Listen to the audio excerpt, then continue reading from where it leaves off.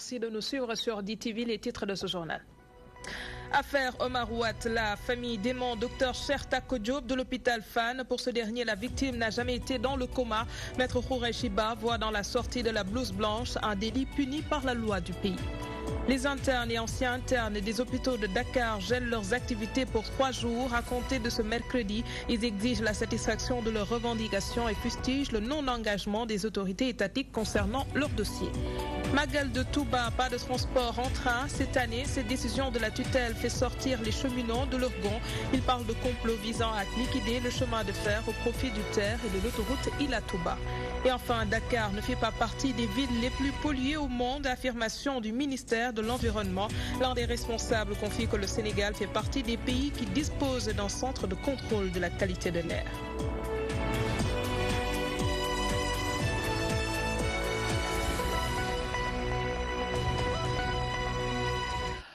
Omar Ouatt n'a jamais été dans le coma. Une affirmation du docteur Cheikh Tako Diop de l'hôpital de Fann.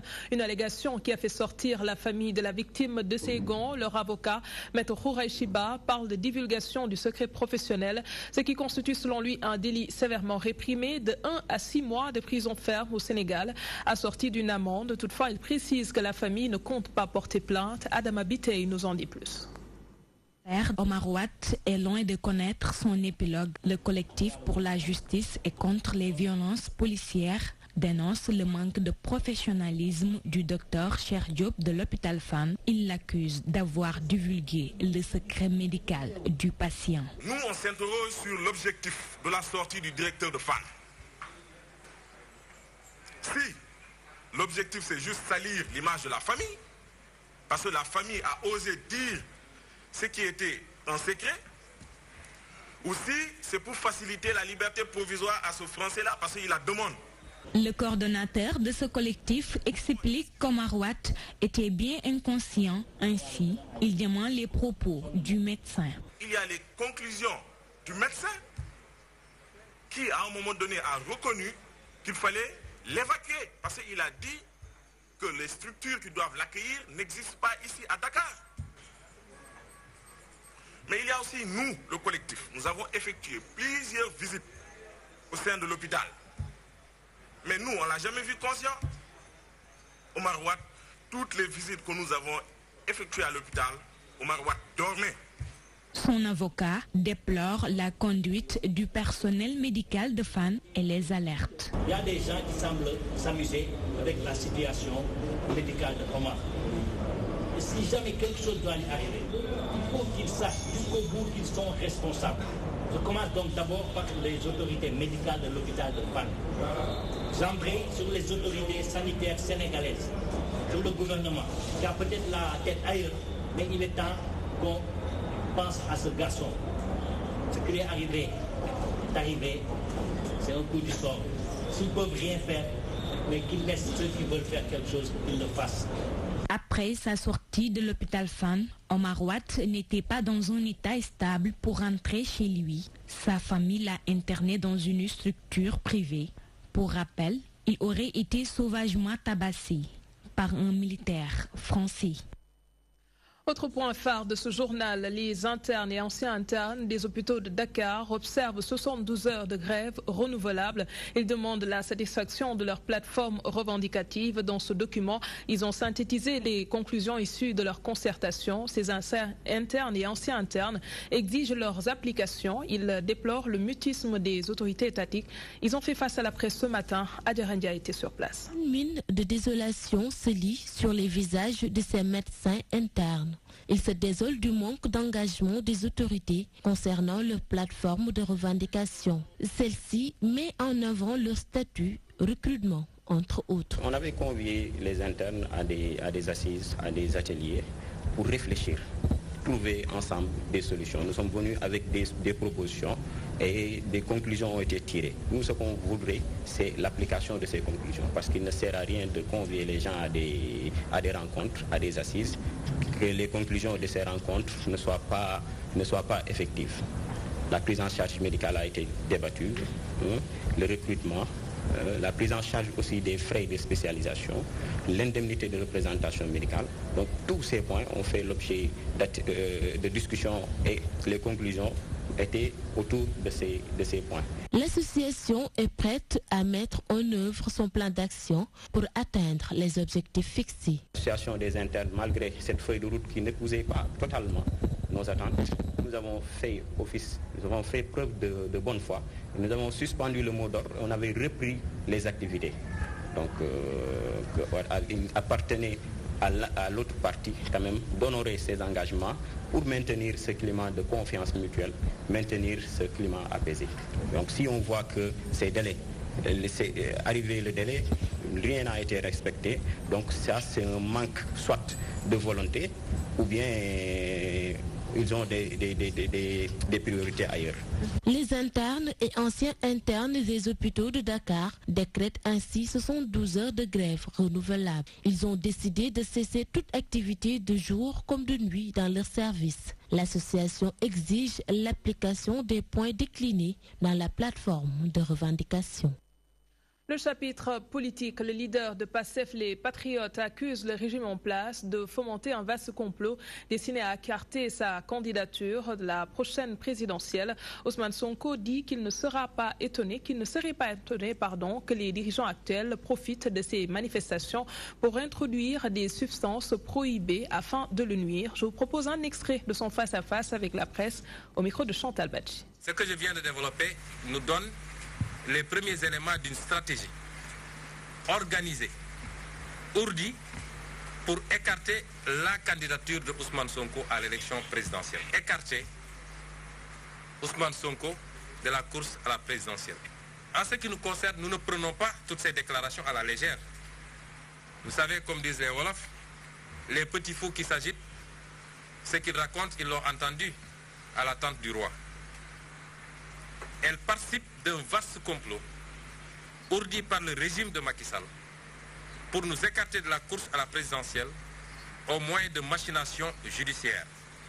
Aujourd'hui, on agite des arguments de terrorisme, tantôt, demain de violence, après-demain d'argent illicite ou de drogue. Nous n'excluons pas qu'ils profitent de nos événements ou s'introduisent chez nous pour y glisser quelques substances prohibées et faire débarquer ensuite les limiers pour nous accuser de quelque chose de très grave. Nous ne l'excluons pas avec ce qui est en train de se passer. Je veux rassurer tout le monde, nous ne sommes pas paranoïaques, parce que pour être paranoïaque, il faut avoir peur. Or, nous n'avons pas peur de ces gens-là. Tout le peuple sénégalais constate que la peur est dans l'autre camp. Il suffit qu'on annonce une sortie de Ousmane Sonko pour que ça tremblote comme des feuilles, que ça pleurniche comme des fiottes. Donc la peur n'est pas dans notre camp. Nous n'avons pas les moyens de l'État, nous n'avons pas l'appareil d'État, nous n'avons rien derrière nous, mais nous n'avons pas peur de ces gens. Le PUDC doit 26 milliards de francs CFA aux entreprises sénégalaises. Révélation faite par le président du mouvement Tekki, Mohamedou Lamine Diallo, ajoute que le programme d'urgence de développement communautaire est en faillite. Le député déplore ce qu'il qualifie d'incompétence de la part du gouvernement à gérer ces fonds. Il soutient que le chef de l'État et son équipe ont montré leurs limites en essayant de faire croire au peuple qu'ils ne doivent que 9 milliards aux entreprises du pays. Les détails avec Maouloud Ouad. Le député Mohamedou Lamine Diallo dénonce une gestion nébuleuse du gouvernement du PUDC. Le leader de Tekki revient sur la volonté insouciante du gouvernement dans la gestion des affaires publiques. Selon lui, avec le PUDC, le gouvernement n'a pas veillé à la bonne gestion des ressources du pays. Dans cette affaire du PUDC, je dis la vérité. De l'avis même du gouvernement, 9 milliards d'arriérés sont dus sur 129 milliards aux entreprises sénégalaises, soit 7%. Et pour le gouvernement, c'est rien. Je voudrais m'arrêter ici un seul instant. Je savais l'incompétence du gouvernement. Je suis encore surpris par leur insouciance, leur infantilisme. Le candidat du mouvement Tekki à la présidentielle de 2019 accuse le gouvernement. Pour lui, le gouvernement doit amener des clarifications sur le PUDC. Il y a bel et bien des arriérés de 26 milliards dus aux entreprises depuis mars ou juin 2018. C'est incontestable. C'est ça la réalité. Deuxièmement, en fait, il manque 10 milliards à l'appel, si on fait les comptes. Il devait rechercher 16 milliards, puisque le programme est passé de 113 à 129. Maintenant, ils disent qu'ils recherchent 26 milliards. Donc, il manque 10 milliards à l'appel. Pour en avoir le cœur net, le député s'engage à adresser une correspondance à l'administration du PUDC. Madame Djibo doit pouvoir édifier les Sénégalais, selon le député de Teki. Le débat d'idées n'existe plus chez les hommes politiques, c'est en tout cas l'appréciation de bon nombre de personnes. Selon elles, les attaques injurieuses sont symptomatiques d'une classe politique inculte. Ils estiment qu'il y a des leaders politiques dans le pays qui ne sont pas des exemples pour la jeune génération et les invitent à revoir leur copie. Suivant quelques réactions au micro de Adam Abitey. La manière dont on fait la politique au Sénégal, c'est très complexe.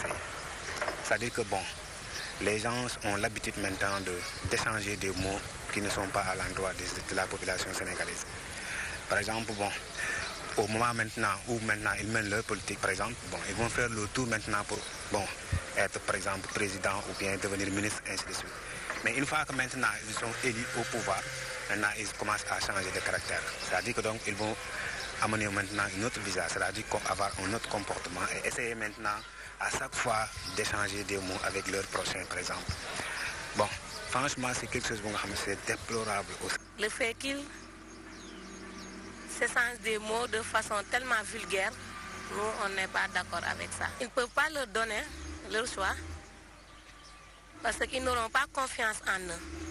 Parce qu'un bon dirigeant doit donner l'exemple, mais il ne nous donne pas l'exemple. Aujourd'hui, au Sénégal, nos politiciens n'ont pas de programme.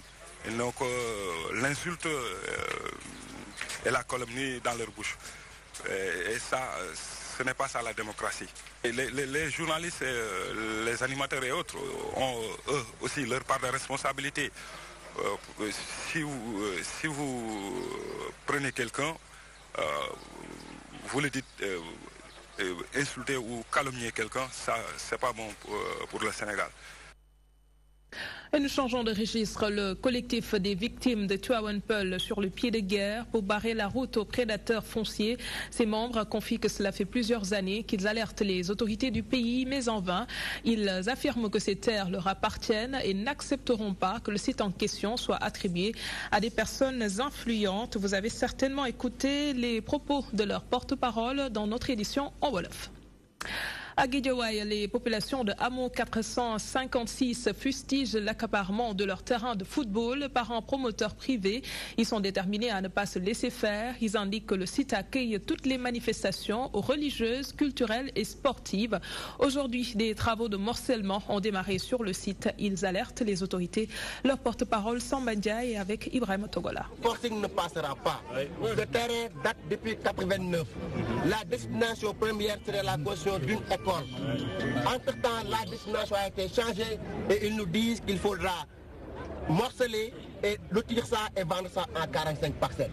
Ce que nous n'accepterons jamais. D'abord, pour des raisons techniques, le changement de destination est une condition de retrait du bail. Donc l'État, nous invitons l'État à retirer ce bail-là et à affecter le terrain au riverain de Hameau 456 à Gazaï. Parce que nous ne pouvons pas comprendre qu'un terrain dont les jeunes bénéficient pour jouer au foot, dont nos parents bénéficient pour organiser des manifestations religieuses et autres manifestations, les périodes culturelles, toutes les activités sont faites ici. Les périodes de religion, les périodes de prière, on fait tout ici. Et aujourd'hui, on nous dit que pour des raisons purement inavouées, un certain groupe de personnes a décidé de prendre ce terrain-là, de l'arracher entre les mains de la communauté de Hameau 456 AKD pour l'affecter à une personne. Je pense que ce n'est pas normal. Maintenant, nous refusons ça. Et il convient de dire que l'autorité qui avait pris un acte suspendant les travaux au niveau de ce terrain-là et qui a encore pris un autre acte pour lever cette suspension-là, nous l'invitons à prendre ce troisième acte-là pour suspendre définitivement les constructions. Et d'autres qui ne sont pas contents, il s'agit des cheminots. Ils sont très remontés contre le ministre des Transports terrestres et son homologue Abdoulaye Ndessal, ministre délégué chargé du développement du réseau ferroviaire. Il les accuse de complot visant à liquider le chemin de fer au profit du TER et de l'autoroute Ila-Touba. Pour rappel, la tutelle a décidé qu'il n'y aura pas de train pour le Magal de Touba dès cette année. Une décision jugée radicale et inopportune. Le secrétaire général adjoint du syndicat, Mademba Kamara, et Abdou Khadre Djeynani Diop réagissent au micro de Mansour Sow. Comme décision que les trains ne partiront pas à Touba, ça c'est une catastrophe pour le régime de Macky Sall. Toute la population est activée debout comme un seul homme. Ce ne sont pas les travailleurs seulement, mais les pèlerins. 40 000 pèlerins qu'on a transportés l'année dernière en 2007. Et vous pouvez vérifier les statistiques à travers le net. Aujourd'hui, le ministre a parlé de problèmes de sécurité. Nous disons non, parce que nous qui utilisons les rails, en collaboration avec nos amis de Dakar Bamako Ferroviaire, qui ont vérifié la voie qui est praticable de Diourbel à Touba, nous n'en sommes pas contre les projets du chef de l'État. Nous ne sommes pas contre Ila Touba. C'est pour ces deux projets que le ministre a influencé Abdoulaye Daouda Diallo, a convaincu le président de la République pour qu'on ait. J'ai dit, nous voulons l'arbitrage du président de la République pour qu'il vienne en aide. Parce que tous les cheminots de Dakar à Kidira, Dakar Bamako Ferroviaire, Petit Train de banlieue sont debout comme un son. On a pris une décision. La semaine prochaine, DBF va observer des grèves qui vont bloquer la voie principale. Donc, de ce fait, CFX ne circulera pas pour les phosphates. Et également, GCO, Grande Côte Ouest, ne va pas circuler. Le ministre devait dire, sur un problème de sécurité, il faut qu'il donne la bonne information à la population. Ce sont seulement le retard des travaux du TER. Parce que si le train Magal devait circuler, les travaux vont s'arrêter 3 jours avant le Magal, le jour du Magal et 3 jours après le Magal. Donc ils ne pourront pas, parce que déjà, ils ont dépassé leurs échéances. Donc, pourquoi s'en prendre à DBF? Pourquoi s'en prendre au petit train de banlieue pour empêcher les pèlerins d'aller à Touba. N'oubliez pas que le train, c'est à but social. Les gens n'ont pas la capacité, ou bien n'ont pas la financière, ou bien les dispositions financières pour prendre les voitures. Donc, le train, 4500 aller-retour, sans d'embouteillage. Intéressons-nous aux préparatifs du Magal de Touba. 8 cas de dengue ont été diagnostiqués dans le district sanitaire de la cité religieuse. Toutefois, le ministre de la Santé et de l'Action sociale rassure et affirme que toutes les dispositions ont été prises pour une bonne couverture sanitaire et une prise en charge efficace des malades enregistrés à Touba et environ. Les assurances d'Abdoulaye Diossar au micro d'Elhadj Modougueye. Absolument, donc le dire, le dire et demander aux populations de manière générale d'être extrêmement vigilants et de participer avec le ministère de la Santé dans cette offensive contre la dengue. Il y a lieu de dire que c'est dans le cadre du dynamisme du ministère de la Santé dans sa dimension prévention et dans sa dimension surveillance qu'on a effectivement donc identifié des cas de dengue d'abord dans la région de Fatick et ensuite le dispositif d'investigation tout azimut nous a permis d'identifier effectivement des cas ici à Touba. Ce qui veut dire que notre système est un système efficace. Ce n'est pas effectivement des cas qui nous ont surpris, mais c'est des cas qu'on a recherchés et finalement qu'on a trouvés.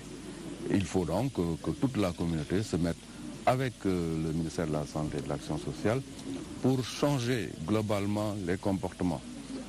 Changer les comportements, c'est essayer, bien entendu, de détruire l'ensemble des gîtes larvaires. Là où, effectivement, le moustique se cache, notamment au niveau des pneus usagés, au niveau des canneries, au niveau de certains ustensiles qu'on laisse souvent dans les domiciles avec de l'eau, au niveau de certains bassins.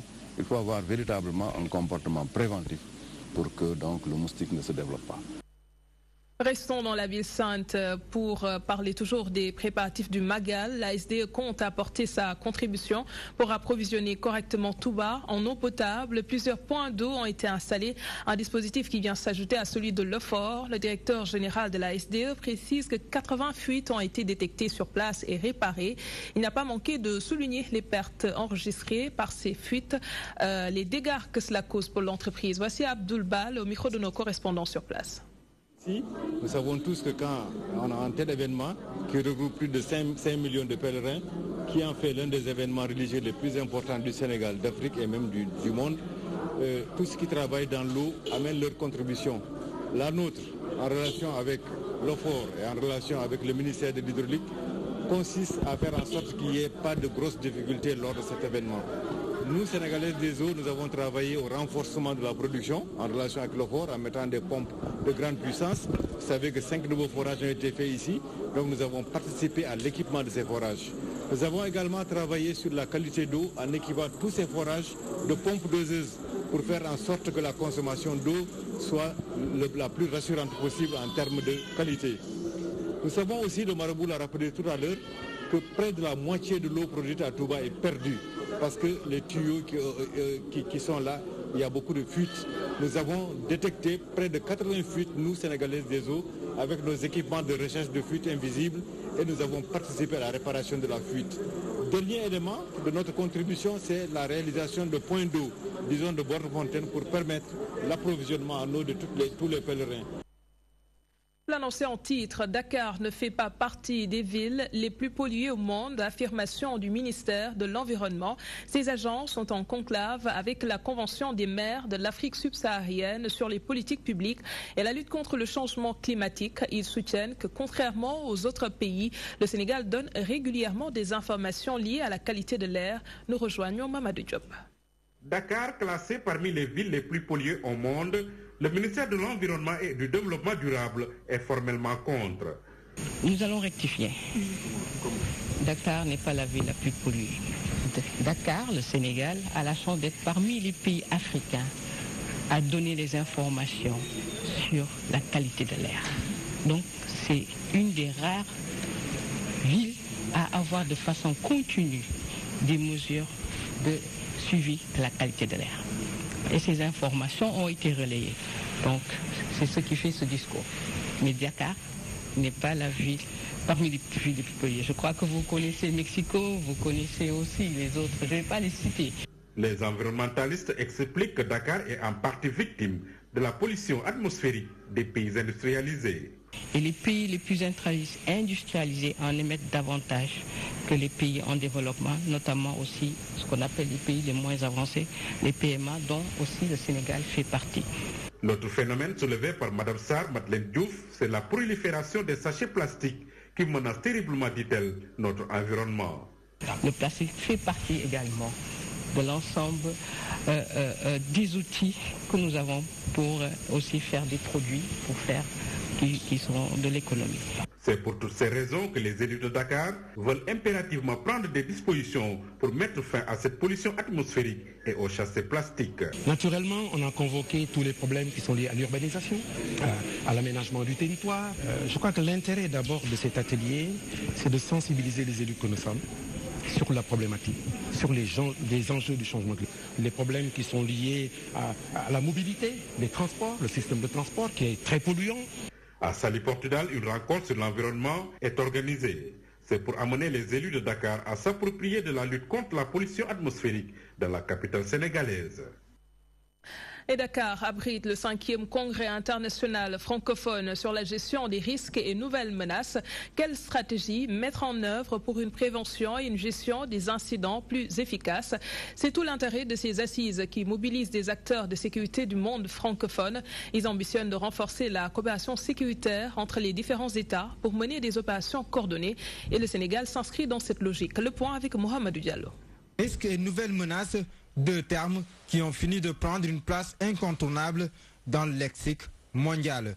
Un état de fait qui met le défi sécuritaire au cœur des préoccupations contemporaines. Un partage d'expériences s'impose. De la radicalisation et du terrorisme. Naturellement, Francopole exerce vraiment un système de partage des bonnes pratiques à travers les pays qui sont représentés dans Francopole. Donc aujourd'hui, vous allez voir le fruit de quelques interventions en matière de prévention de la radicalisation et aussi en matière d'intervention policière. Donc c'est vraiment des aspects où un partage des bonnes pratiques.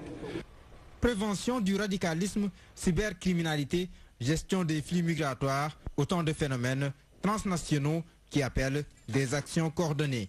Le Sénégal n'y fait pas exception. Le Sénégal est un excellent élève. Dans le même temps que se tient le congrès de Francopole, se tient un exercice régional de lutte contre le terrorisme qui a été joué dans plusieurs pays. À cela s'ajoute la lutte contre les trafics de stupéfiants, d'armes et de moyens illégaux, un chantier large à explorer pour la préservation de la paix et de la stabilité dans le monde.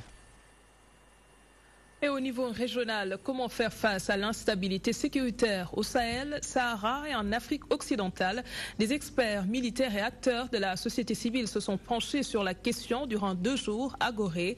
De ces rencontres est sortie la nécessité aujourd'hui de mutualiser les forces à travers des initiatives concertées pour combattre ce fléau. L'Union africaine préconise l'échange d'informations et plus de confiance entre les populations et les armées, n'est-ce pas, Mohamed Mansourso?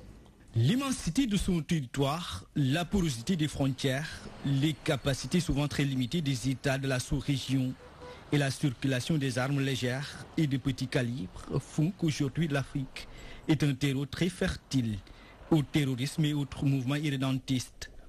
Et pour faire face, une mutualisation des efforts est plus que jamais nécessaire. Ce n'est pas un fléau que nous pouvons vaincre du jour au lendemain. Bon, parce que c'est un fléau qui se nourrit d'un terreau. Et le terreau, on le connaît. Le terreau, c'est bien sûr toutes les questions d'environnement, de pauvreté, d'absence de perspective, par exemple pour la jeunesse. Donc il y a toute une panoplie de causes au-delà de la question militaire, parce que la réponse n'est pas seulement militaire. La croisade contre ce fléau des temps modernes requiert un changement des paradigmes classiques de sécurité. L'échange d'informations, le renseignement devient un élément incontournable dans la lutte. La population, il faut l'amener à ne plus avoir peur de l'agent de sécurité.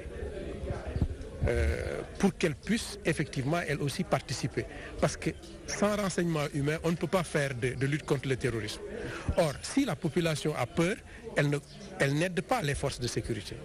Donc, les forces de sécurité sont obligées de coopérer avec la population, d'avoir une attitude de confiance par rapport à la population. Cette démarche holistique met la société civile et les ONG au cœur de la bataille contre l'instabilité sécuritaire au Sahel-Sahara et en Afrique de l'Ouest. Cela s'avère impossible parce que la paix pour qui? La paix pour les communautés. La société civile, je peux dire, est le porte-parole, est la représentante des communautés. Donc on ne peut pas parler de paix en ce moment sans inclure la contribution de la société civile. Cette idée est née il y a 3-4 ans suite à la crise malienne où on se rendait compte qu'il faut renforcer le dialogue entre les pays du Nord et les pays du Sahel saharien vu que la situation sécuritaire est une situation